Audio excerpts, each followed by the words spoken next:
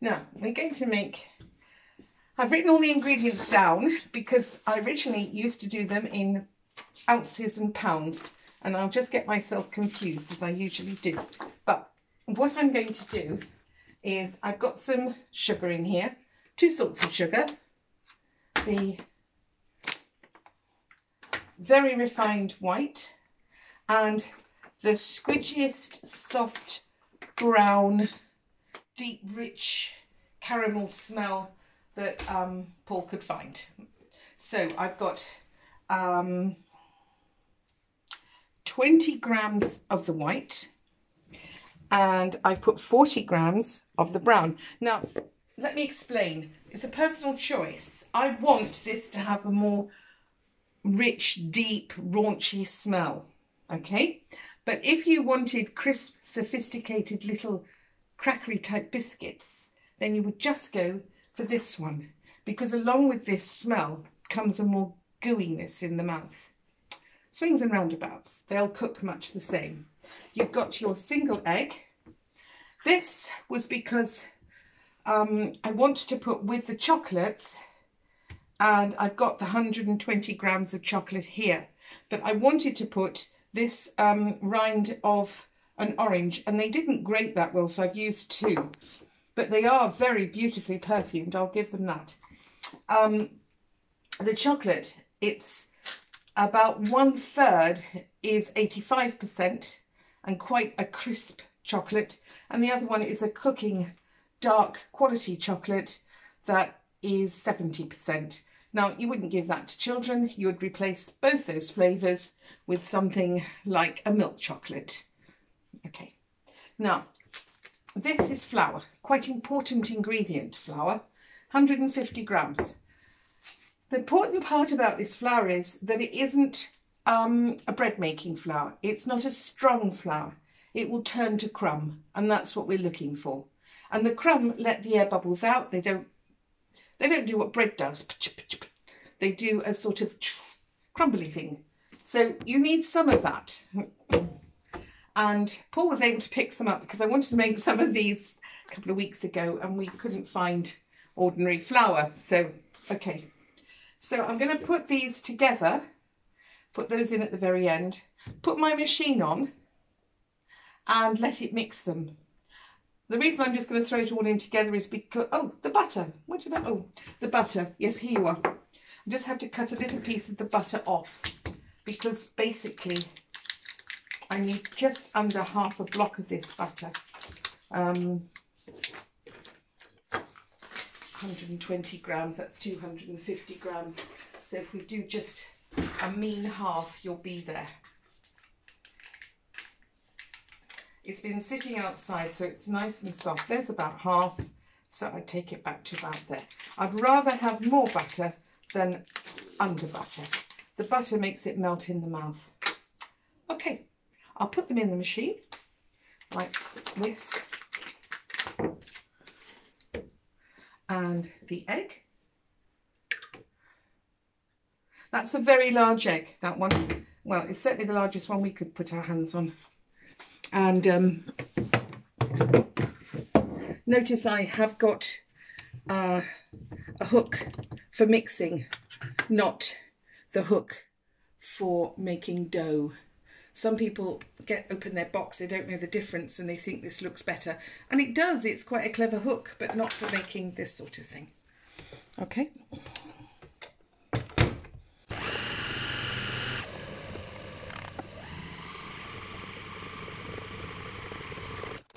Now, some people would add salt to their cookies, but as you well know, if you've been following my programme, I don't do salt. Children don't like salt anyway, and adults very quickly get used to no salt. But if you like salt, add it at table. If you wanted to add salt, I would suggest you didn't, but you used salted butter, because it would go through much easier and better. So this is chocolate orange chips, and you can see the orange has actually changed the colour of them. The reason I do this particular recipe a lot, especially when I've got my grandchildren here, is because you can adapt it to anyone by adding bits of ginger and doing all sorts of nice things to it. But the whole point is that you don't have to roll it out. You just put blobs down on a piece of parchment, pop them in the oven. 15 minutes later, you have yourself cookies. Right, we're not trying to beat air into it. So basically it's a thorough, beautiful mixing. Now we're going to add the chocolate chips. I'm going to just scoop those off. And don't eat your cookie mixture raw. Very bad idea. You've got raw egg there, and not a good thing to be doing. We used to do it when I was a little girl. I can remember being given it. It's really not a sensible thing to do. So let's put those in there. And take a more stiff one.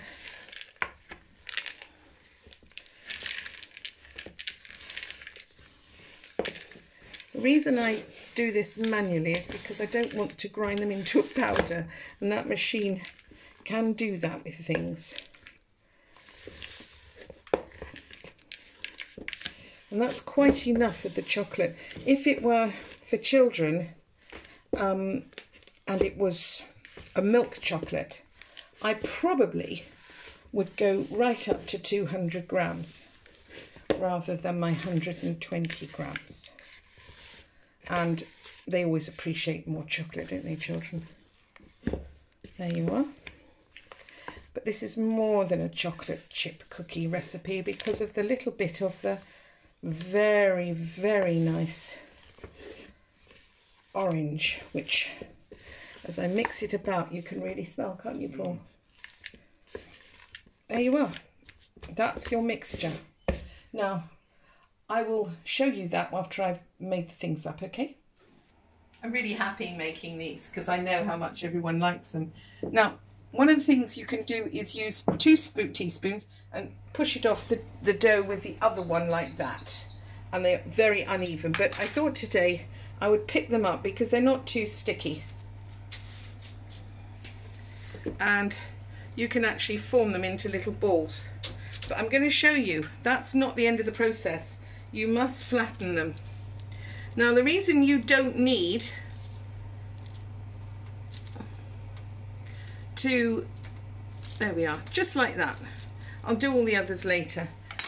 The reason you don't need to roll them out is because the butter is such a high concentration in these that it melts and they just sort of float outwards. Now the next thing you need to think about is how big you make them, because there is no reason not to make them huge, but you'd have to make them flatter then, like that. That would then end up with a very squidgy sort of dough at the end. And if you like those sort of American squidgy scented things, fine, but I don't, and neither does anyone I know. And also the problem with that you need to think about is you're going to eat a whole one. It doesn't matter how many calories are in per kilo. No one thinks like that. They think in terms of 1 or 2 biscuits. Make them smaller. People actually appreciate it. Now, with children, if they eat that amount of dough, that's equivalent for a meal for them. And they're not going to eat a meal. So again, these little ones I think are better. And the reason that you end up with a squidgier one is because the heat cooks the outside faster than the very inside. So this bit will turn a crispy before that ever gets hot enough to go crispy, if they're bigger.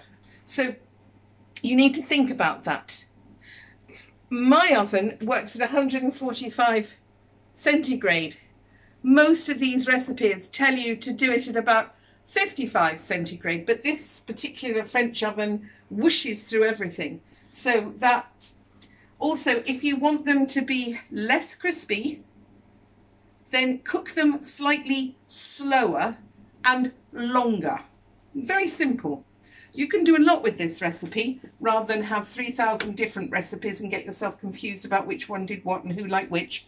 You just simply stick to this recipe and change the flavourings. I will do some more interesting flavourings for you, like with walnuts and things, so that you'll get a different flavour, and you would never know they were the same biscuit. You really wouldn't. You just wouldn't. It didn't take very long to make them. The other thing that's really good is if you know you've got guests coming tomorrow and you don't want to be fiddling about, and if you make them that night, you know the family will eat them and you want them for tomorrow, take this, stick it in a bag and put it in the fridge. Then you can take them out and make them tomorrow when they're there, or they can help you with them. That's the other thing. You don't have to have everything ready for people. Give them the fun bit to do. See, I don't like the size of that one, you see. Now the other thing, by doing it with your fingers, you can make certain the little bits of chocolate are wrapped up. Some will leak out, but that's just life, isn't it? Okay. These don't look as manicured, I suppose is the word, as most of those rolled out crispy ones, but they're loved, so I think that's probably more than necessary for a biscuit. Now you've got quite a few there. No, I'm not giving them all to Paul. I'm not allowed to eat them, so no, I'm not giving them to Paul. I'm going to give some to Paul, and the rest I am actually going to get over to a friend who's had a hard time, and I know how much she likes her little biscuits. And yes, you can phone somebody, and we do, but that's not quite the same as somebody saying with a nice little packet of biscuits, I love you, I know you're sad, but we're thinking of you. You know, words are cheap. Put something with them and they're much more valuable. Okay, I'll show you what they look like coming out, and I'll get on and do these.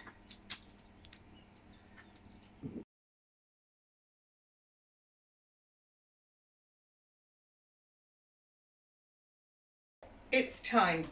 In fact, this has had about 2 or 3 minutes over the 15, and they're looking good. Looking good.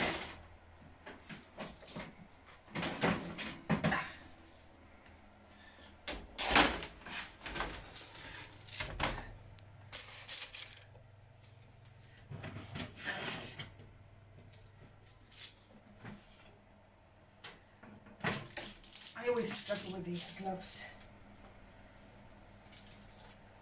That's it, got you.